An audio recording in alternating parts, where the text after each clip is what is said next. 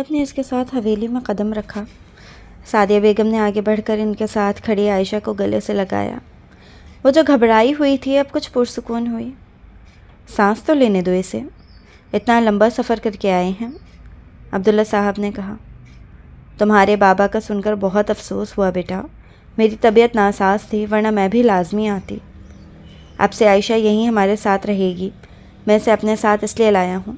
عائشہ بیٹا، ابھی ساری بچی آ جائیں گی تو تمہارا بھی دل لگ جائے گا، تم جاؤ، اوپر سے سیدھے ہاتھ والا کمرہ تمہارا ہے۔ انہوں نے عائشہ کو راستہ بتایا تو وہ سر ہلاتے سیڑھیاں چڑھتے اوپر جانے لگی۔ سفر اور 2 دن سے نہ سونے کی وجہ سے تھکن سے اس کی آنکھیں چور تھیں۔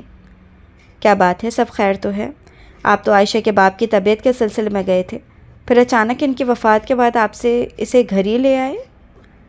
ہاں، بس بیچاری بچی، سلیمان کا جنازہ اٹھا ہی تھا کہ اس کے چچا جائیداد کے دعوے دار بن کر آ گئے۔ وہ بچی تو غم میں تھی۔ سلیمان نے آخری وقت میں اسے میری سربراہی میں دے دیا تھا کیونکہ اس کے اپنے بھائیوں پر اسے بھروسہ نہیں تھا۔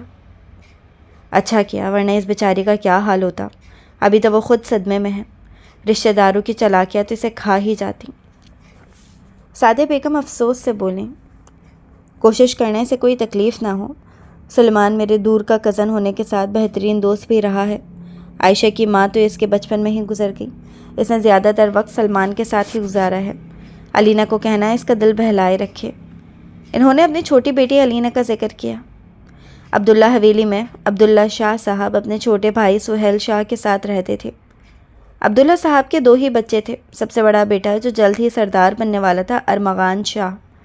اس کے ہونے کے بعد خدا نے چند سال بعد عبداللہ صاحب کو بیٹی سے نوازا جس کا نام انہوں نے علینا رکھا۔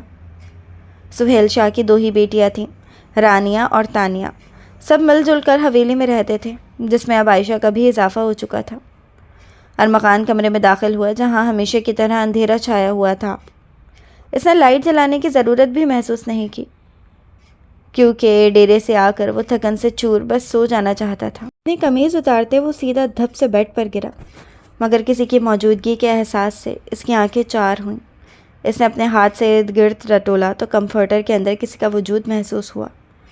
اس نے کمفرٹر سمیت عائشہ کو اٹھا کر دوسری جانب پٹکا تو وہ نیند ٹوٹنے کی وجہ سے چلائی، کون ہے؟ بچاؤ! آہ!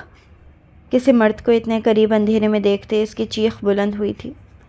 ارمغان نے اپنا بھاری ہاتھ اس کے منہ پر رکھا تو اس کی ہرن جیسی براؤن آنکھیں مزید بڑی ہوئیں۔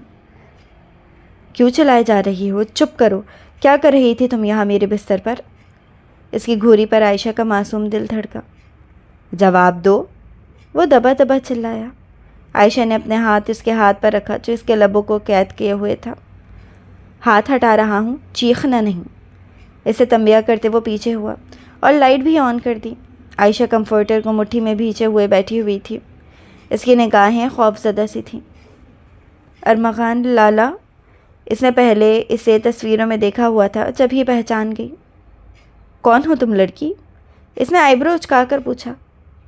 میں سلیمان شاہ کی بیٹی عائشہ ہوں، اس نے ڈرتے ڈرتے تعارف کروایا کیونکہ ارمغان کے تیور خطرناک تھے۔ وہ پہچان گیا، یہ لڑکی اس کے ہی خاندان کی تھی جسے اس نے بچپن میں دیکھا تھا۔ عائشہ نے ایک نظر اس کے کسرتی جسم کو دیکھا، پھر نگاہیں جھکا لیں۔ اس کا چہرہ سرخ ہوا جبکہ ارمغان ہنوز اسے سرد نگاہوں سے گھور رہا تھا۔ تو تم یہاں میرے کمرے میں کیا کر رہی ہو یہ بتاؤ؟ وہ بولا نہیں، دھاڑا تھا۔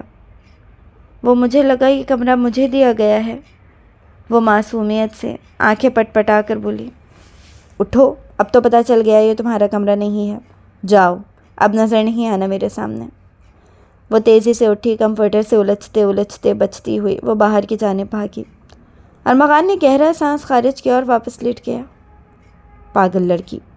خود کلامی کرتے اس نے تکیے کو سینے میں بھیجتے سونے کی کوشش کی۔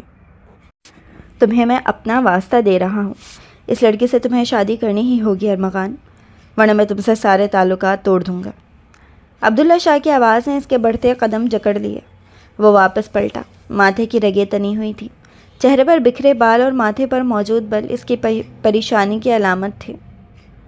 آپ ایک لڑکی کے لیے مجھے ایسا کہہ رہے ہیں؟ وہ صدمے میں بولا۔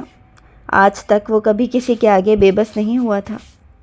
ہاں، کیونکہ وہ لڑکی ہمارا خون ہے، ہمارے خاندان کا حصہ ہے۔ تم جانتے نہیں ہو کیا کہ اس کے باقی کے خاندان والے اس کی جائیداد کے پیچھے پڑے ہیں؟ وہ یتیم ہے اور اس کے باپ نے اس کی سرپرستی مجھے سونپی ہے۔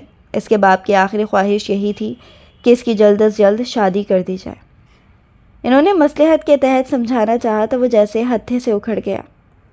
آپ کو اگر اس کی شادی ہی کرنی ہے تو یہاں پر کسی بھی ملازم سے کروا دیں یا خاندان کے کسی بھی لڑکے سے۔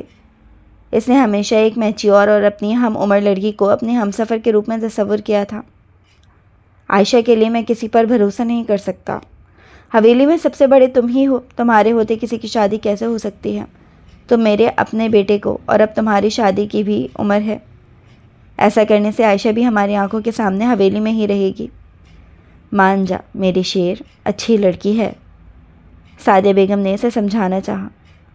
وہ لڑکی نہیں ہے، بچی ہے، یہی بات تو مسئلہ ہے۔ وہ مجھ سے 10 سال چھوٹی ہے، بچپن میں اس کی ناک بھی بہتی تھی۔ وہ طنزیہ بولا۔ تو تمہیں اس کی ناک سے مسئلہ ہے یا اس کی عمر سے یا کوئی اور پسند ہے؟ مجھے اس لڑکی سے ہی مسئلہ ہے۔ مجھے کوئی لڑکی پسند ہوتی تو بتاتا ضرور، مگر ایسی لڑکی تو وہ جو ذمہ داریاں سنبھال لے، گاؤں کے سردار کی بیوی لگے، وہ سب سیکھ جائے گی۔ تم اپنا بتاؤ، ہاں کہہ دو، ورنہ تمہارا ہم سے کوئی تعلق نہیں۔ اس نے گہری سانس خارج کی۔ ان لوگوں کو سمجھانا اس کے بس میں نہیں تھا۔ ٹھیک ہے، پر اس کے بعد آپ مجھ سے کوئی امید مت رکھیے گا۔ ٹھیک ہے، نکاح کل ہوگا۔ تمہیں جس کو بلانا ہے اپنی طرف سے بلا لینا، باقی کے انتظامات بھی رفیق کے ساتھ مل کر دیکھ لینا۔ اتنی بھی جلدی کیا ہے؟ جلدی ہے، حالات کا کچھ پتہ نہیں ہے۔ وہ لوگ یہاں اسے لینے آ گئے، پھر اس لیے جیسا کہا ہے ویسا کرو۔ انہوں نے حتمی انداز میں کہتے بات ہی ختم کر دی۔ ارمغان محض لب بھیج کے رہ گیا۔ تمہاری اور لالا کی شادی ہونے والی ہے؟ علی نہ بھاگتی ہوئی آتے اس کے گلے لگی۔ کون سے لالا، کیا ہو گیا؟ عائشہ پریشانی سے بولی۔ ارمغان لالا یار، اور کون؟ ابھی مجھے اماں نے بتایا ہے۔ اف، تم بھابھی بن جاؤ گی میری۔ علینا کی خوشی کا کوئی ٹھکانہ نہیں تھا۔ وہ تو مجھ سے بہت بڑے ہیں، بہت غصہ کرتے ہیں۔ عائشہ خوش ہونے کے بجائے پریشانی سے بولی۔ ہاں، پوری حویلی کیا پورا گاؤں ڈرتا ہے ان سے۔ تم مت ڈرنا، تم انہیں ڈرا کے رکھنا۔ میں نے سنا ہے ایسے لوگ بیوی کے قابو میں آ جاتے ہیں۔ علینا مزے سے بولی۔ اس کی اور علینا کی اچھی خاصی دوستی ہو چکی تھی۔ وہ اتنے بڑے ہیں، میرے قابو میں نہیں آ سکتے، تم فضول مت بولو۔ اس نے علینا کے کندھے پر مارتے ہوئے کہا۔ ہاں ہاں ہاں، تم ادائیں دکھاؤ گی تو کیسے نہیں آئیں گے۔ وہ دونوں واپسی ہنسی مذاق میں مشغول ہو گئیں۔ عائشہ ارمغان سے شادی سے انکار نہیں کر سکتی تھی، اور نہ ہی اس میں اتنی ہمت تھی کہ عبداللہ صاحب کے آگے کچھ بولے۔ ان دونوں کا نکاح سادگی سے ہو چکا تھا۔ اسے ارمغان کے کمرے میں لا کر بٹھایا جا چکا تھا۔ آنٹی، مجھے اپنے کمرے میں جانا ہے، مجھے نہیں رہنا ارمغان لالا کے ساتھ۔ وہ روحاں سی ہو گئی۔ ہاں ہاں ہاں، عائشی کیسی باتیں کر رہی ہو؟ اب تمہارے لالا نہیں ہے وہ یار، علینا نے ٹوکا۔ پھر مجھے ارمغان کے ساتھ یہاں نہیں رہنا، وہ معصومیت سے بولی۔ عائشہ، ارمغان نہیں بولو، وہ گاؤں کا ہونے والا سردار ہے اور ہمارے یہاں شوہروں کا نام سے نہیں بلاتے۔ سعدیہ بیگم نے سمجھانا چاہا۔ پھر کیا کہوں؟ لالا بھی نہیں، ارمغان بھی نہیں، جو بھی ہے مجھے اس کمرے میں نہیں رہنا۔ وہ مجھے بھگا دیں گے یہاں سے۔ اس سے ارمغان سے پہلی ملاقات یاد آئی۔ وہاں پر موجود سب لڑکیاں کے ہکا لگا کے ہنسی۔ نہیں بھگائے گا، اگر بھگایا تو کان کھینچوں گی میں۔ تم اسے سائیں بلانا، ٹھیک ہے؟ پر آنٹی، مجھے نہیں رہنا، وہ بضد ہوئی۔ اس سے پہلے سعدیہ بیگم اسے مزید سمجھاتی ارمغان اندر داخل ہوا۔ کیوں نہیں رہنا؟ اماں، آپ نے ایک بار سمجھا دیا کافی ہے، آپ بھی تھک گئی ہیں، آرام کریں۔ اس کی گمبھیر آواز پر سب کے چہروں پر ہنسی تھمی۔ آپ کی دلہن کو نہیں رہنا آپ کے ساتھ، کہیں آپ اسے ڈانٹ کر نکال نہ دیں کمرے سے۔ علینا کی ہی ہمت ہو سکتی تھی جو ارمغان کے سامنے بولے۔ آپ سب جائیں، کچھ نہیں کہے گی عائشہ۔ اس نے عائشہ کو نظروں کے حصار میں رکھتے ہوئے کہا۔ سعدیہ بیگم ان دونوں کے سروں پر ہاتھ رکھتے باقی سب کو ساتھ لے کر چلی گئی تھیں۔ وہ سوکڑی سمٹی سی اسی کے بیڈ پر بیٹھی ہوئی تھی، لمبا دوپٹہ سر پر ٹکا تھا۔ یہ تمہاری منہ دکھائی۔ اس نے جیب سے مخملی ڈبیا نکال کر اس کی طرف اچھالی۔ عائشہ نے ڈبیا کو نہیں اٹھایا۔ ارمغان نے اپنے شیروانی کے بٹن کھولے اور صوفے پر اچھال دی۔ یہاں سے اٹھو یا یہیں بیٹھے رہنے کا ارادہ ہے؟ مجھے آنٹی نے کہا تھا کہ آپ گھونگھٹ اٹھائیں گے، بلکہ میں تو گھونگھٹ کرنا بھول گئی۔ اس نے جلدی سے دوپٹہ سر کے آگے کیا تو وہ اسے گھورنے لگا۔ ارمغان نے اسے گھورا۔ میں گھونگھٹ نہیں اٹھا رہا کیونکہ یہ چہرہ میں 1000 دفعہ دیکھ ہی چکا ہوں۔ تم جگہ چھوڑو، مجھے سونا ہے۔ میں کہاں سوؤں گی؟ وہ اپنا لہنگا سمیٹتے ہوئے اٹھی۔ کہاں کیا مطلب؟ یہیں بیڈ پر۔ ارمغان اب پھیل کر بیڈ پر لیٹ چکا تھا۔ آپ اتنے بڑے ہیں، پورے بیڈ کو گھیر لیا، میں کہاں لیٹوں؟ پہلے چینج کر کے آؤ۔ تم اٹھ رہی ہو یا میں اٹھ جاؤں؟ وہ بولا نہیں دھاڑا تھا۔ عائشہ جلدی جلدی واش روم کی جانب بھاگی۔ کیا ہوا لڑکی، کیا سو گئیں؟ اتنی دیر اس کے نہ آنے پر ارمغان واش روم کا دروازہ دھڑ دھڑاتے ہوئے بولا۔ وہ میری ڈوری نہیں کھل رہی۔ اس کی آواز مترنم تھی۔ دروازہ کھولو۔ نہیں، آپ آنٹی یا علینا کو بلا دیں۔ اس وقت کوئی نہیں آئے گا، ساری رات یہیں کھڑی رہو یا دروازہ کھول دو۔ اس کی دھمکی پر لب کچلتے اس نے دروازہ کھولا۔ ارمغان نے نگاہ سامنے اٹھائی جہاں اس کی مرمری کمر آدھی نمایاں ہو رہی تھی۔ عائشہ نے آنکھیں میچ لیں۔ آج سے پہلے اس نے کسی مرد کا سامنا نہیں کیا تھا۔ ارمغان نے اس کی آدھی ڈوریوں کو کھولنا شروع کیا۔ جیسے جیسے ڈوریاں کھلتی گئیں، ارمغان کی نظریں چرا لیں۔ وہ جلدی جلدی ڈوریاں کھولتے دروازہ بند کرتے باہر آیا۔ عائشہ کا سانس بحال ہوا۔ وہ چینج کرتے باہر آئی تو ارمغان اندھیرا کیے لیٹ چکا تھا۔ وہ بھی ارمغان کے برابر میں جگہ ٹٹولتے ہوئے لیٹ گئی۔ صبح اس کی آنکھ کھلی تو عائشہ کو اٹھا ترچھا لیٹا ہوئے پایا تھا۔ اس کی ایک ٹانگ ارمغان کے اوپر رکھی ہوئی تھی جبکہ ہاتھ اس کے سینے پر دھرا تھا۔ وہ اپنے معمول کے مطابق وقت پر اٹھ چکا تھا۔ اٹھو لڑکی۔ اس نے عائشہ کو اٹھانا چاہا مگر وہ کروٹ بدل کر اس کے سینے میں دونوں ہاتھ ڈالے سونے لگی۔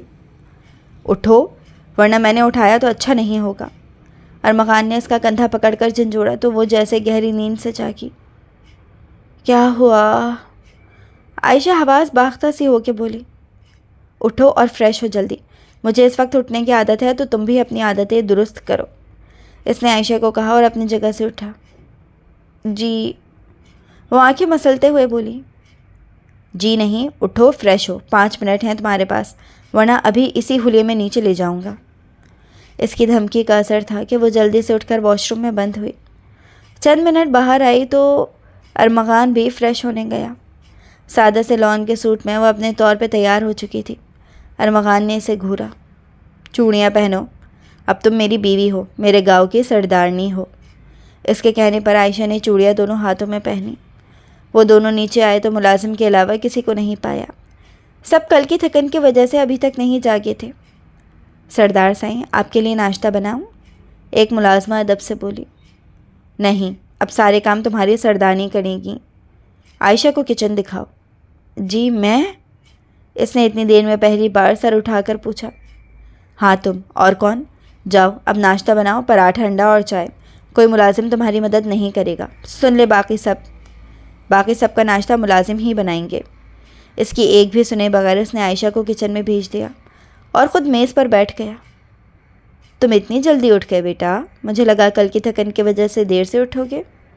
سعدیہ بیگم آئی تو اس نے جھک کر ان سے سر پر پیار لیا۔ اماں، بس آپ کو پتہ ہے کتنے کام ہیں، پھر آنکھ اسی وقت کھل جاتی ہے عادت کی وجہ سے۔ تو عائشہ کہاں ہے؟ سو رہی ہے کیا؟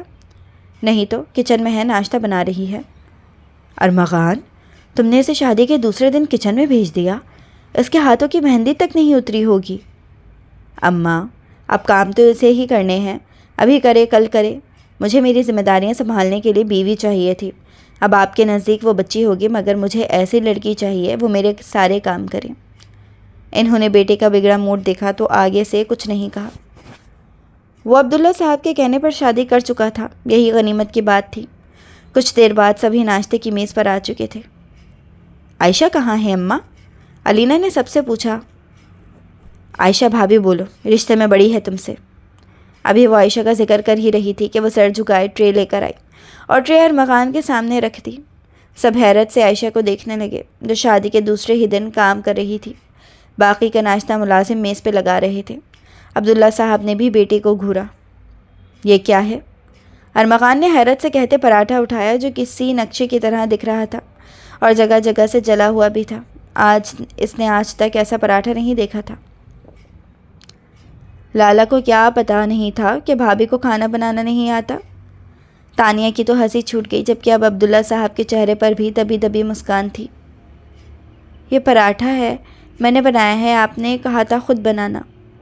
یہ پراٹھا ہے تو ایسا پراٹھا دنیا میں اب تک ایجاد نہیں ہوا۔ تمہیں نہیں آتا تھا بنانا تو بتایا کیوں نہیں؟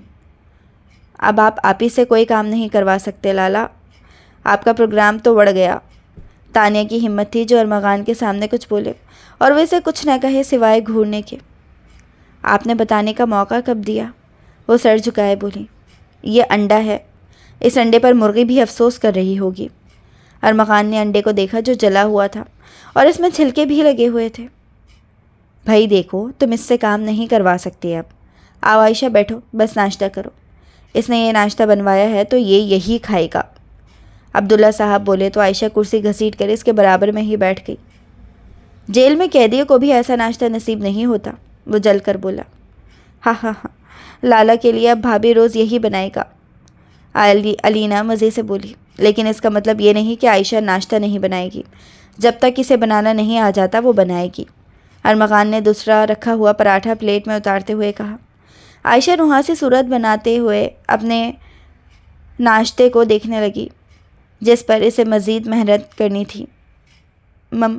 میں یہ بیہودہ لباس نہیں پہنوں گی، 19 سالہ عائشہ سلیو لیس ساڑی کو دیکھتے خوف سے بولی، جبکہ اس کی کزن اسے غصے سے گھورنے لگی۔ عائشہ کے نگاہ ارمغان شاہ سے ہوا تھا جو پورے گاؤں میں ظالم وڈیرے کے نام سے مشہور تھا، پر وہ عائشہ کی کم عمری کی وجہ سے اسے بیوی تسلیم کرنے سے انکاری تھا۔ آج اس کی کزن سے زبردستی اسے تیار کر کے ارمغان کے کمرے میں بھیجا تھا، جبکہ وہ خوف سے کانپتے ہاتھوں میں چائے پکڑے ارمغان کے سامنے کھڑی تھی۔ وہ غصے سے اسے باہر جانے کا کہنے والا تھا، اس کی حالت دیکھ کھڑے ہوتے اس کے مقابل آیا۔ نظریں اچانک تبدیل ہوئی تھی، آج سے پہلے وہ صنف نازک کے قریب بھی نہیں بھٹکا تھا۔ کیا ہوا، کانپ کیوں رہی ہو؟ ارمغان نے اسے اپنی پرشوق نظروں کے حصار میں رکھتے ہوئے کہا۔ نہیں تو، میں تو چائے لائی تھی۔ اس نے چائے آگے بڑھائی۔ ارمغان نے چائے اس کے ہاتھ سے لے کر ٹیبل پر رکھی اور خود اس کا ہاتھ پکڑا جہاں بھری بھری چوڑیاں موجود تھیں۔ ارمغان نے اس کی چوڑیوں پر ہاتھ پھیرا تو ان کی کھنک کمرے میں گونجی۔ مجھے جانا ہے، شاید اماں بلا رہی ہیں۔ پر مجھے تو اماں کی کوئی آواز نہیں آئی۔ اس نے عائشہ کی کلائی زور سے جکڑی۔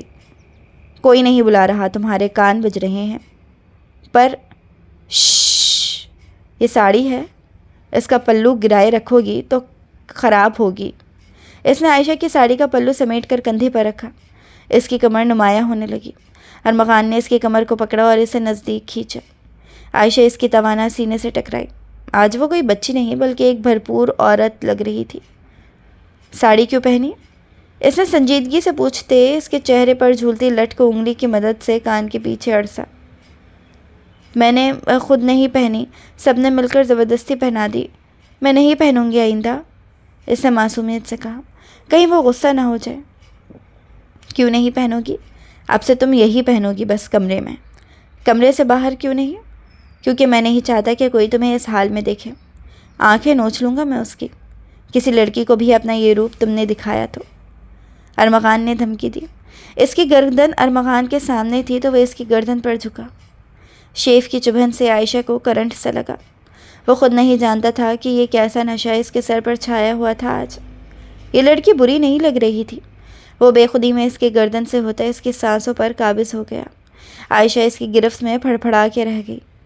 سائیں، سائیں کی جان۔ اس کے لبوں کو چومتے وہ مدہوش سا ہونے لگا۔ میری سانس رک رہی ہے، وہ دبا دبا چلائی۔ ارمغان نے اس کی حالت کے پیش نظر اپنا سر اس کے سر سے ٹکایا۔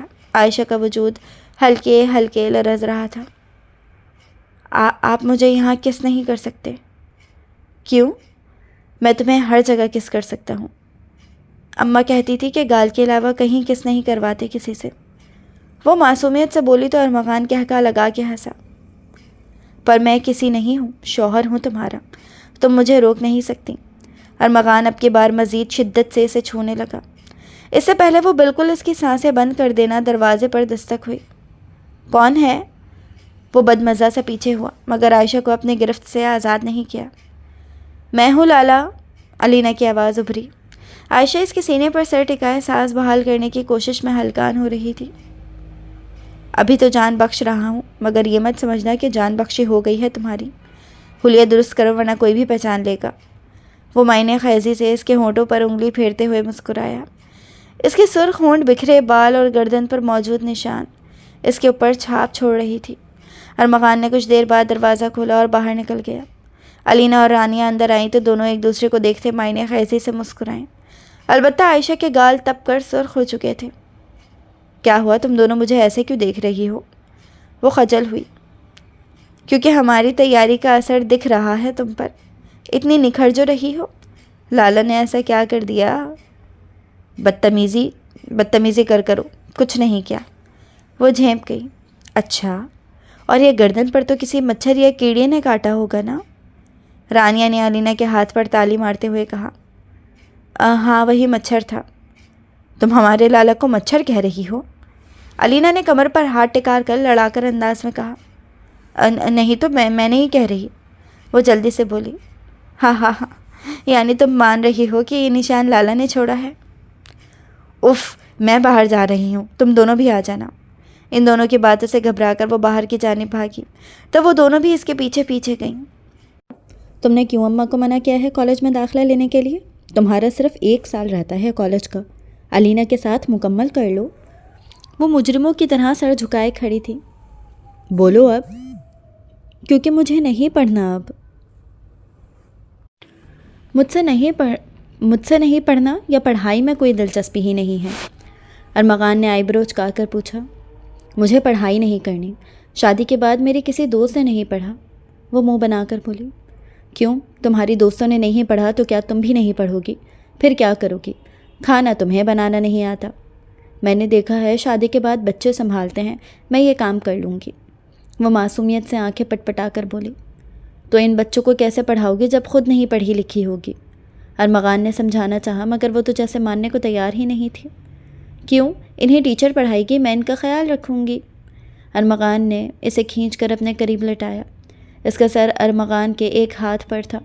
اس کے ریشمی بالوں کا لمس اسے بھلا لگ رہا تھا۔ اس کی معصومیت اور بھولے پن نے ارمغان جیسے سخت دل انسان کو بھی موم کر دیا تھا۔ وہ آہستہ آہستہ اس کمرے میں اس کی موجودگی کا عادی ہوتا جا رہا تھا۔ تو وہ بچے تو ابھی ہیں نہیں، تو کیا ہوا، آ جائیں گے؟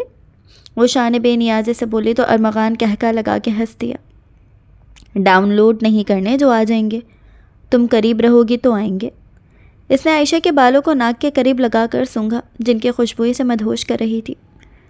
پر ابھی ہم پڑھ رہے تھے، اب یہ چلاکی کام نہیں آئے گی، تم پڑھو گی بھی اور ہمارے بچوں کو بھی پڑھاؤ گی۔ ارمغان لب دبا کر مسکراہٹ روکنے لگا۔ ہمارے بچے؟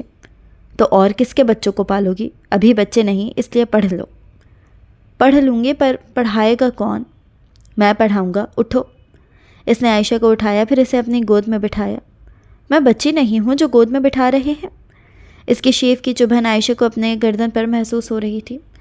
اس کے رخسار تک لال ہو گئے تھے۔ تو پھر میرے ہونے والے بچوں کی اماں تو ہو، ایسے ہی پڑھانا پڑے گا تمہیں۔ ارمغان کا یہ روپ اس کے لیے نیا تھا۔ کیا لگایا ہے بالوں میں جو خوشبو آ رہی ہے؟ یہ خوشبو مجھے بہت اچھی لگ رہی ہے۔ اس کے لمبے گھنے بالوں کی خوشبو ارمغان کو مدہوش کر رہی تھی۔ کچھ نہیں لگایا، شیمپو کیا ہے۔ ہاں، بہت اچھا ہے۔ وہ اپنے لب اس کے بالوں پر لے گیا۔ کیا کھائیں گے آپ میرے بالوں کو؟ نہیں کھاؤں گا تو بس تمہیں۔ اس نے عائشہ کی چلتی زبان کو روکنے کے لیے اپنے لب اس کے لبوں پر جمائے۔ ہم ہیں۔ ارمغان کے لبوں کی گستاخی سے اس کے گال مزید لال ہوئے۔ تمہارے گال بھی بہت خوبصورت ہیں، مجھے جانا ہے، وہ گھبرائی سی بولی۔ اب کہیں نہیں جانا، بس میرے ساتھ رہو۔ آہستہ آہستہ عائشہ کی ساری مزاحمتیں اس کے آگے دم توڑتی چلی گئیں۔ ان دونوں کی ملن پر کھڑکی سے جھانکتا چاند بادلوں کی اوٹ میں چھپ چکا تھا۔ وہ کالج کے گیٹ کے باہر آئی۔ آج رانیہ کالج نہیں آئی تھی۔ وہ علینا کے ساتھ اپنی دوستوں کے پاس کھڑی باتوں میں مصروف تھی کہ ان میں سے ایک لڑکی نے اس کی توجہ سامنے آ کر رکی گاڑی پر دلائی جس میں ارمغان بیٹھا ہوا تھا۔ ان دونوں کو ہمیشہ ڈرائیور لینے آتا تھا مگر آج وہ چھٹی پر تھا۔ سیاہ سن گلاسز لگائے وہ سفید شلوار قمیض میں ملبوس وجیح لگ رہا تھا۔ بال بکھرے ہوئے اس کے ماتھے پر آ رہے تھے جبکہ تیکھے نکوش ہمیشہ کی طرح سنجیدہ تھے۔ وہ دیکھو، آج علینا کا بھائی لینے آیا ہے، کتنا ہینڈسم ہے یار۔ وہ لڑکی حسرت بھری نگاہوں سے ارمغان کو دیکھنے لگی۔ ارمغان اب گاڑی سے باہر نکل کر کھڑا ہو چکا تھا اور ان دونوں کو آنے کا اشارہ کر رہا تھا۔ دھوپ میں اس کی سرخ و سفید رنگت مزید چمک رہی تھی۔ ہینڈسم تو ہے، علینا ہم میں سے کسی ایک کو اپنی بھابھی بنا لے تو کیا ہی بات ہوگی۔ وہ سب عائشہ کی شادی سے بے خبر تھی۔ عائشہ کا چہرہ غصے سے سرخ ہوا۔ اس نے ہاتھوں کی مٹھیاں ضبط سے بھیجی۔ ہو سکتا ہے ان کی شادی ہو گئی ہو، عائشہ بولی، جبکہ علینا اس کا چہرہ دیکھتی اپنی ہنسی ضبط کر کے رہ گئی۔ نہیں یار، لگتا تو نہیں، ورنہ کون بیوی ہوگی جو اپنے شوہر کو گرلز کالج بھیج دے ایسے تنہا۔ اس کی دوست کی نظریں اب بھی ارمغان پر جمی تھی۔ عائشہ بغیر کچھ بولے تنفن کرتی ارمغان کے پاس آئی۔ آپ یہاں ہمیں لینے کیوں آئے ہیں؟ وہ کمر پر ہاتھ ٹکا کر لڑاکا انداز میں بولی تو وہ حیران ہوا۔ اتنی گرمی میں تمہیں لینے آیا ہوں اور تم ایسے کہہ رہی ہو؟ سوچا آج اپنی بیوی کو پک کر کے آئس کریم کھلاؤں گا۔ تو میں گھر آ جاتی تب چل لیتے، گرلز کالج ہے، یا پتہ ہے کتنی لڑکیاں ہوتی ہیں؟ ہاں تو گرلز کالج میں لڑکیاں ہی ہوں گی، تمہارا چہرہ بھی دیکھو دھوپ سے سرخ ہو رہا ہے۔ وہ ناسمجھی سے بولا۔ تو یہ لڑکیاں آپ کو دیکھ رہی ہیں ایسے جیسے کھا جائیں گی، کیا ضرورت تھی سفید رنگ کا قمیص شلوار پہننے کی؟ اوف، تو تمہارا چہرہ جیلسی کی وجہ سے سرخ ہو رہا ہے؟ ہاں، مجھے بتاتی، پہلے تو مل کر سب کو ہی جیلس کر دیتے۔ اس نے عائشہ کا ہاتھ پکڑا اور اپنے گلاسز اس کے چہرے پر لگا دیے۔ مجھے دیکھ کر مسکرائیں، ادھر ادھر مت دیکھیں۔ اسے مسکرا کر ہدایت دیتے عائشہ نے اس کی شرٹ کا کالر اچک کر درست کرنا چاہا، مگر وہ اس سے کافی اونچا تھا۔ جھک جائیں تھوڑا، میرا ہاتھ نہیں پہنچ رہا۔ جو حکم۔ ارمغان ذرا جھکا تو عائشہ اس کا کالر درست کرنے لگی۔ وہ انا پرست انسان اس چھوٹی سی لڑکی کے آگے جھک چکا تھا۔ اسے کچھ دور کھڑی لڑکیوں کے منہ کھل گئے۔ منہ بند کر لو، مکھی چلی جائے گی یار، علینا بولی۔ یار یہ تمہاری کزن تمہارے بھائی سے زیادہ فری ہو رہی ہے، وہی لڑکی ناک چڑھا کر بولی۔ کیونکہ ایک وہی لڑکی ہے جو لالا سے فری ہو سکتی ہے پوری دنیا میں، ان کی بیوی جو ٹھہری۔ علینا ان لوگوں کو آگاہ کرتی جانے کے لیے مڑی، باقی سب کا اپنا سا منہ لے کر رہ گئے۔ اب چلیں یا اور جیلس کرنا ہے کسی کو؟ ارمغان اسے گھورتے ہوئے بولا۔ ہاں ہاں ہاں، نہیں۔ وہ ارمغان کے ساتھ آگے بیٹھ گئی، جبکہ علینا نے پیچھے کی سیٹ سنبھالی۔ وہ شیشے میں کھڑی خود کو دیکھ رہی تھی۔ نکھری نکھری رنگت پر سرخ رنگ کا سوٹ جچ رہا تھا۔ ان دونوں کو ساتھ رہتے چند ہفتے ہو چکے تھے۔ ان ہفتوں میں ارمغان کی شدت و بھری محبت نے اسے سر تا پیر نکھار دیا تھا۔ وہ ابھی خود کو دیکھ ہی رہی تھی کہ اس کا موبائل بجا۔ اسے لگا ارمغان کی کال ہے، جب ہی بغیر دیکھے اٹھا لی۔ السلام علیکم۔ وہ شرارت سے مسکرائی۔ عائشہ بیٹا، میں تمہارا چچا بات کر رہا ہوں، کال مت کاٹنا۔ جی بولیں۔ وہ جانتی نہیں تھی کہ کس طرح اس کے چچا اس کی جائیداد کے پیچھے پڑے ہیں۔ جب تک وہ غم میں رہی، عبداللہ صاحب نے ہی تمام معاملات سنبھالے اور اسے اپنے ساتھ لے آئے۔ میں تم سے ملنا چاہتا ہوں بیٹا، تم نے کوئی کانٹیکٹ ہی نہیں کیا۔ میرا موبائل گم ہو گیا تھا، پر آپ مجھ سے کیوں ملنا چاہتے ہیں؟ بیٹا میں سلیمان کے آخری وقتوں میں ساتھ تھا، تم تو جانتی ہو میرا ایک ہی بھائی تھا، وہ تم سے ملنا ہے، کیا تم باہر نکل سکتی ہو؟ آپ یہاں آ جائیں عبداللہ حویلی میں، اس نے رسان سے کہا۔ نہیں بیٹا، مجھے جو بات کرنی ہے وہ وہاں نہیں ہو سکتی، ہمارا ملنا بہت ضروری ہے بیٹا، تمہیں تمہارے بابا کی قسم ہے۔ انہوں نے چالاکی سے اسے اپنی باتوں میں پھنسانا چاہا۔ آپ مجھے کالج کے باہر سے پک کر لیجئے گا، وہ کچھ سوچتے ہوئے بولی، کیونکہ ان کی آواز میں پریشانی چھلک رہی تھی۔ اس نے کچھ دیر بعد کال رکھی۔ کیا کر رہی تھیں؟ ارمغان نے اسے پیچھے سے جکڑا تو وہ جیسے گہرے خیال سے باہر آئی۔ نہیں تو کچھ بھی نہیں۔ آپ تو کام سے گئے تھے، اتنی جلدی آ گئے؟ اس نے اپنے تاثرات پر قابو پاتے ہوئے کہا۔ ارمغان کچھ ٹھٹکا مگر ظاہر نہیں ہونے دیا۔ ہاں گیا تھا، مگر مجھے اپنی چھوٹی سی بیوی کی یاد آ گئی۔ اس نے عائشہ کو گود میں اٹھاتے گول گھمایا تو وہ کھلکھلا کے ہنس دی۔ ان دونوں کی یہ خوشی وقتی تھی جو جلد ہی ختم ہونے والی تھی، کیونکہ غم کی گھڑیاں ان کی منتظر بیٹھی تھیں۔ تم جانتی تو ہو بیٹا سب کچھ، تمہارے بابا کے جانے کے بعد ہم بھی غم میں تھے۔ ارمغان کے والد تمہیں اپنے ساتھ لے گئے۔ اس وقت میں نے سوچا تمہارا ماحول بدلے گا تو تم بھی غم سے جلدی ابھر سکو گی، پر یہاں تو انہوں نے تمہاری شادی ارمغان سے کروا دی۔ اس کے چچا آج اپنے بیٹے ظفر کے ساتھ یہاں موجود تھے۔ انہوں نے کال کر کے عائشہ کو ملنے بلایا تھا۔ وہ بغیر کسی کو بتائے قریبی ریسٹورنٹ میں ان سے ملنے آئی تھی۔ پر میں یہاں خوش ہوں، سب میرا بہت خیال رکھتے ہیں۔ خیال اپنے مفاد کے لیے رکھتے ہیں بیٹا، تم جانتی نہیں ہو کتنا ظالم ہے ارمغان شاہ۔ کل ہی اس نے پنچایت میں کسی آدمی کو گاؤں سے نکلوا دیا، سوچو کسی کا گھر خراب کیا ہے اس نے، پھر کچھ دن پہلے اس نے موت کی سزا بھی سنائی تھی کسی آدمی کو۔ خود بتاؤ، کیا ایسا انسان کسی کے ساتھ اچھا ہو سکتا ہے جو کسی کو مارنے کی بات کرے؟ انہوں نے عائشہ کے دماغ کو برین واش کرنا شروع کر دیا۔ پر وہ ایسے نہیں لگتے۔ اسے ارمغان کا رویہ یاد آیا۔ کیوں؟ تمہیں کیا لگتا ہے کہ ہم جھوٹ کہہ رہے ہیں؟ تمہیں یقین نہیں تو گاؤں کے کسی بھی آدمی سے پوچھ لینا، اسے تمہارے ساتھ رہتے ہوئے چند ہفتے ہوئے ہیں۔ ظفر نے اس کے سامنے ویڈیو چلائی جس میں وہ کسی آدمی کو بے دردی سے مار رہا تھا۔ عائشہ نے آنکھیں میچ لیں۔ یہ تو کچھ بھی نہیں ہے، تمہیں ڈیڈ جیسا بتا رہے ہیں وہ سب بھی سچ ہے، ظفر نے کہا۔ میں اب کیا کروں؟ تم ہمارے پاس آ جاؤ، ایسے شخص کے ساتھ تمہاری جان کو بھی خطرہ ہے۔ ابھی گھر جاؤ، پھر تم بتانا، ہم تمہیں آ کر لے جائیں گے۔ تم خود دیکھ لینا، جب تم جانے کی بات کرو گی تو وہ صاف منع کر دے گا، غفور چچا نے سمجھانا چاہا۔ ٹھیک ہے، اس نے محض سر ہلا دیا۔ اس کے دل میں ارمغان کے خلاف بہت سی باتیں چل رہی تھیں۔ ارمغان فریش ہو کر کپڑے بدلتے کاؤچ پر بیٹھا چائے سے لطف اندوز ہو رہا تھا۔ اس نے چائے کا سپ لیا۔ سامنے ہی عائشہ کبھی چیزوں کو ادھر ادھر رکھ رہی تھی، کبھی بیڈ کی چادر ٹھیک کر رہی تھی۔ شاید وہ کسی کشمکش میں تھی۔ مجھے اپنے گھر جانا ہے، اس نے اچانک کہا۔ ارمغان نے ماتھے پر موجود بلوں میں اضافہ ہوا۔ یہی تمہارا گھر ہے اب؟ وہ جانتا تھا کہ اس کا اپنے چچا کے گھر جانا ٹھیک نہیں ہے۔ کیوں؟ میرا میکہ ہے، میرے بابا کا گھر بھی میرا گھر ہے، مجھے جانا ہے وہاں۔ اس کی باتوں میں باغیانہ پن واضح تھا۔ اچھا، چلنا پھر میرے ساتھ۔ نہیں، مجھے وہاں رکنا ہے کچھ دن۔ کیوں رکنا ہے؟ وہاں اب کچھ نہیں ہے تمہارا، تمہارے بابا اب دنیا میں نہیں رہے، اور جو رشتے ہیں وہ نام کے ہیں، ارمغان دو ٹوک انداز میں بولا۔ آپ مجھے روک نہیں سکتے وہاں جانے سے، مجھے جانا ہے بس۔ اس کے ذہن پر جیسے زد سوار تھی۔ یہ کس انداز میں بات کر رہی ہو تم؟ ہاں، کس نے پٹیاں پڑھائی ہیں تمہیں؟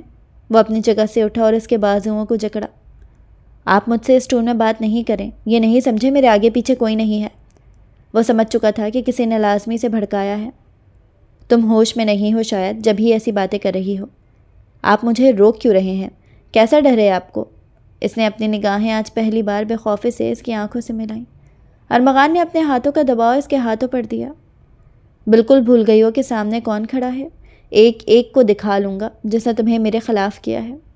میرے درد ہو رہے ہیں، چھوڑے مجھے۔ اس کی آنکھوں میں آنسو آ گئے۔ ارمغان نے اپنی گرفت نرم کی۔ عائشہ نرم گرفت پا کر اس کے حصار سے نکلی۔ چھوڑنے کے لیے نہیں اپنایا تمہیں، تم اپنی مرضی سے میری زندگی میں شامل ہوئی ہو۔ میرے چچا نے مجھ سے مل کر مجھے سب کچھ سچ بتا دیا ہے۔ قاتل ہیں آپ، ظالم ہیں۔ ارمغان کا ہاتھ اٹھا اور اس کے گال پر بھاپ چھوڑتا چلا گیا۔ اس نے بے یقین نظروں سے اسے دیکھا۔ واٹ؟ تم ان سے کب ملی؟ تم میری اجازت کے بغیر حویلی سے کیسے نکلیں؟ ارمغان نے سامنے رکھا گلدان اٹھا کر دیوار پہ دے مارا۔ وہ موقع پاتے ہی دروازے سے باہر کی جانب بھاگی۔ ارمغان بھی ایک جس میں اس کے پیچھے آیا۔ اسے ارمغان کی سرخ آنکھوں سے خوف آنے لگا۔ کیا ہو گیا ارمغان؟ ایسے کیوں اس کے پیچھے آ رہے ہو؟ ہوش میں تو ہو؟ سعدیہ بیگم نے اس کے تیور دیکھے تو اسے ٹوکا۔ عائشہ خود کو بچانے کے لیے ان کے پیچھے چھپ گئی۔ پوچھیں اس سے، یہ اپنے چچا سے ملنے بغیر بتائے گئی، اور اب بات یہاں تک آ گئی کہ ان سے ملنے اور ان کے ساتھ رہنا چاہنے جاتی ہے یہ۔ ارمغان تحمل سے کام لو بیٹا، ورنہ نادان اور انجان ہے۔ صاحب جی، کوئی گاڑی آئی ہے سردارنی کو لینے، ڈرائیور بیٹھا ہے اس میں۔ ملازم نے آ کر اطلاع دی تو ارمغان کو مزید غصہ آیا۔ عبداللہ شاہ اس وقت گھر پر نہیں تھے، ورنہ وہ ضرور اسے اور حالات کو قابو کر لیتے۔ اگر یہ جانا چاہتی ہے تو جائے، جیسے میری زندگی میں آئی ہے ویسے ہی چلی جائے، مرضی ہے اس کی۔ وہ سخت دل بنا بولا، میں جا رہی ہوں، مجھے نہیں رہنا ان کے ساتھ۔ وہ ارمغان کے غصے سے بدزن ہو کر اپنا ہاتھ سعدیہ بیگم کے ہاتھ سے چھڑواتی حویلی کا دروازہ عبور کر گئی۔ عائشہ کی آنکھوں میں آنسو ہی آنسو تھے۔ ارمغان، روکو اسے۔ جانے دیں اسے اماں، میں بھی دیکھتا ہوں جب تک رہتی ہے وہ وہاں۔ اگر آپ اس کے پیچھے گئیں تو میں آپ سے کبھی بات نہیں کروں گا۔ اس نے سعدیہ بیگم کو بھی اس کے پیچھے جانے سے روکا اور خود اپنے کمرے میں چلا گیا۔ کیسی ہو بیٹا؟ کوئی پریشانی تو نہیں تمہیں یہاں؟ غفور چچا نے اس کے کمرے میں داخل ہوتے ہوئے کہا۔ آج اسے یہاں رہتے ہوئے 3 دن ہو چکے تھے، ایسے میں اس کا دل بار بار ارمغان کو یاد کرتا جا رہا تھا، جسے وہ ڈپٹ کر چپ کروانے کی ناکام کوششیں کر رہی تھی۔ میں ٹھیک ہوں، بس حویلی کو یاد کر رہی ہوں۔ تم جانتی نہیں ہو وہاں کیا ہو رہا ہے؟ وہ لوگ تو ہمارے خون کے پیاسے ہو رہے ہیں، ظفر کے پیچھے انہوں نے آدمی تک لگا دیے ہیں۔ آپ لوگ میری وجہ سے اتنا پریشان ہو رہے ہیں، مجھے بالکل اچھا نہیں لگ رہا۔ اسے ارمغان کے اس قدر شدید رد عمل پر دکھ ہوا تھا۔ بیٹا یہ تو فرض ہے ہمارا، تم میرے مرحوم بھائی کی اکلوتی نشانی ہو، بس اب آخری حل یہی ہے اس کا کہ تم اس شخص سے طلاق لے لو۔ طلاق کا تو اس نے سوچا بھی نہیں تھا۔ وہ دن جو ان دونوں نے ساتھ گزارے تھے عائشہ کی آنکھوں کے سامنے آئے۔ میں سوچوں گی اس بارے میں۔ سوچو نہیں، عمل کرو بیٹا۔ اسے گہری سوچوں میں چھوڑ کر وہ جا چکے تھے۔ ارمغان کے سیاہ پراڈو غفور چچا کی حویلی کے سامنے آ کر رکی۔ اس کے پیچھے 2 گارڈز کی بھی گاڑیاں موجود تھیں۔ وہ سخت تیور لیے گاڑی سے اترا، کندھے پر موجود اپنی شال درست کی۔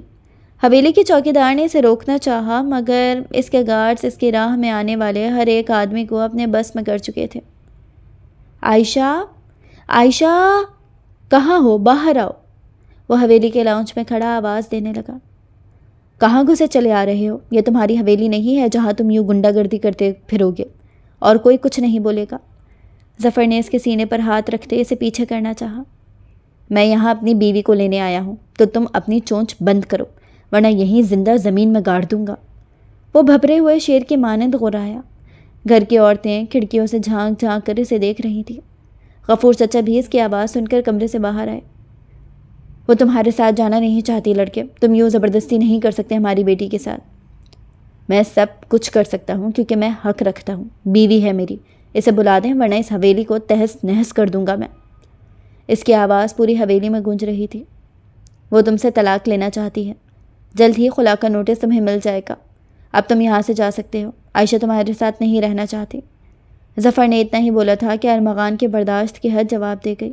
اس نے ظفر کے منہ پر مکہ دے مارا۔ وہ ظفر کو زمین پر لٹا کر مارنے لگا۔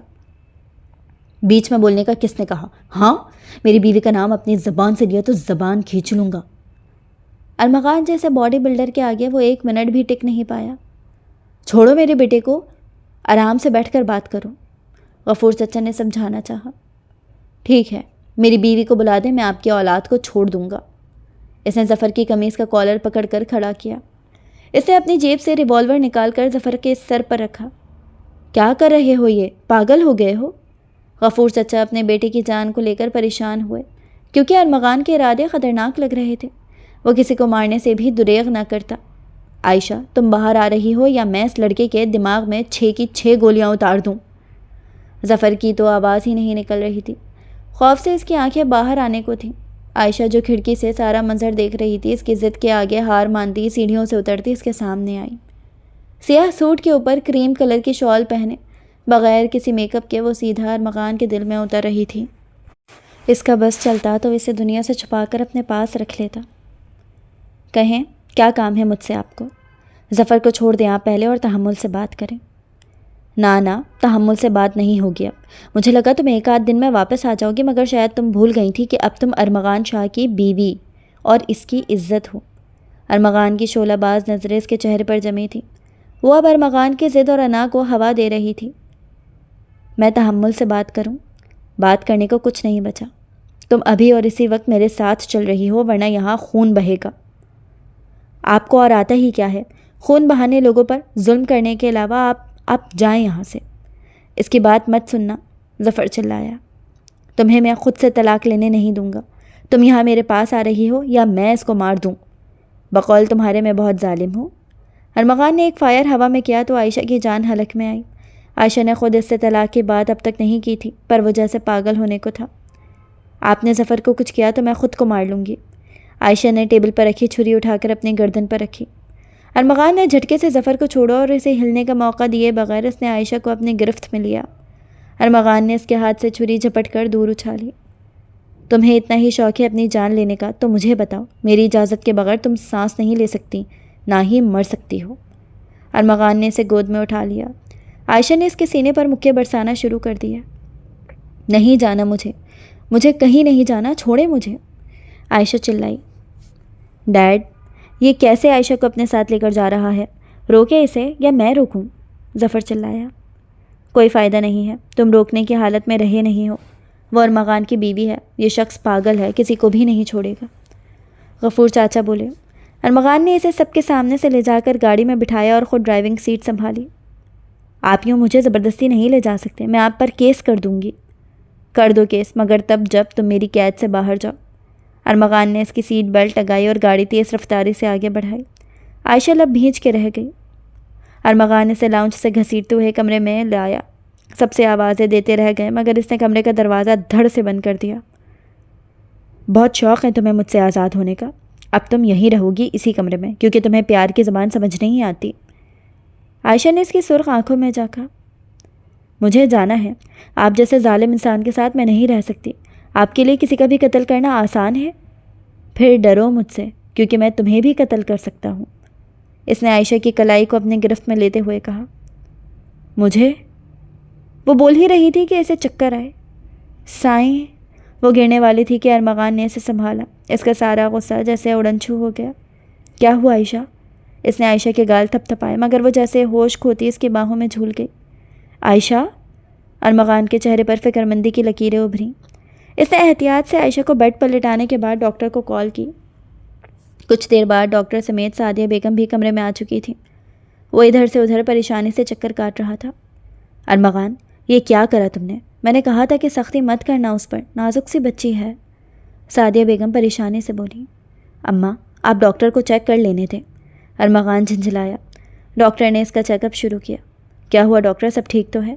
ارمغان پریشانی سے بولا۔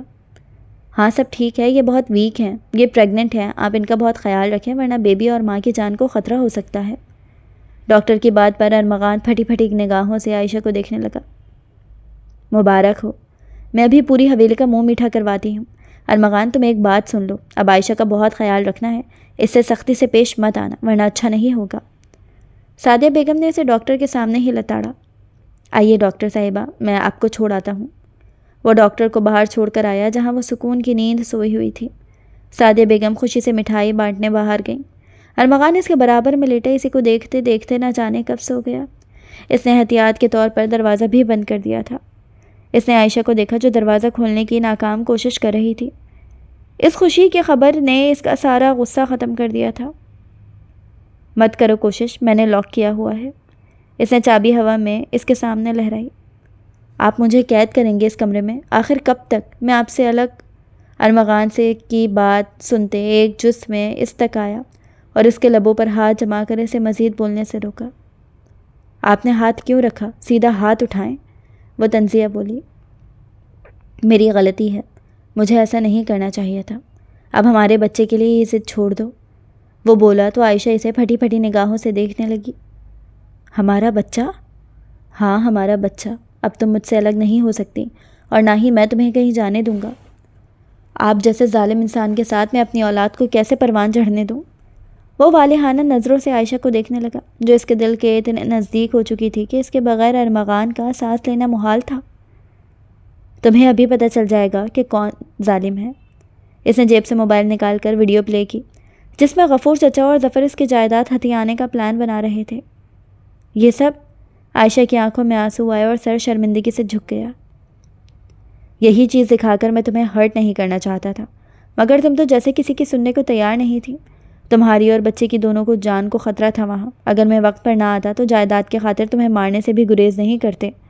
میں تمہیں کھونا نہیں چاہتا تھا عائشہ۔ اس نے عائشہ کو اپنی باہوں میں بھرا۔ آپ یہ سب میں ایکسیپٹ نہیں کر پا رہی ہوں، مجھے بہت شرمندگی ہو رہی ہے۔ اس کے جھکے سر کو دیکھتے ہوئے ارمغان نے اس کی تھوڑی پکڑ کر اس کا چہرہ اونچا کیا۔ میری غلطی ہے، میں غصے میں آ گیا اور تمہیں جانے دیا مگر جیسے ہی غصہ اترا تو تمہاری فکر نے ایک لمحہ بھی مجھے سکون سے نہیں رہنے دیا۔ عائشہ کی آنکھوں سے آنسو بہتے اس کا گال بھگونے لگے تو ارمغان نے لبوں سے اس کے آنسو چن لیے۔ میں آپ سے کیسے نظریں ملاؤں گی؟ میں تم سے کیسے نظریں ملاؤں گا جو تم پر اتنا چلایا اور ہاتھ بھی اٹھایا؟ مجھے معاف کر دو۔ اس نے اپنے دونوں ہاتھ عائشہ کے سامنے جوڑ لیے تو عائشہ نے اس کے دونوں ہاتھ اپنے ہاتھوں میں لیے۔ آپ ایسے کر کے مجھے مزید شرمندہ کر رہے ہیں۔ ہمارا بیبی ہوگا، یہ بہت الگ احساس ہوگا۔ اس نے ارمغان کی توجہ بھٹکانے کے لیے کہا۔ ہاں، ہم دونوں کا بیبی، میرے 2 بیبیز ہوں گے، ایک تم اور ایک وہ جو آئے گا۔ اس نے عائشہ کے ماتھے پر عقیدت سے لب رکھے۔ عائشہ آسودگی سے مسکرائی۔ ان دونوں کا پیار اب مکمل تھا۔ بدگمانی کے بادل ان کے سامنے سے چھٹ چکے تھے۔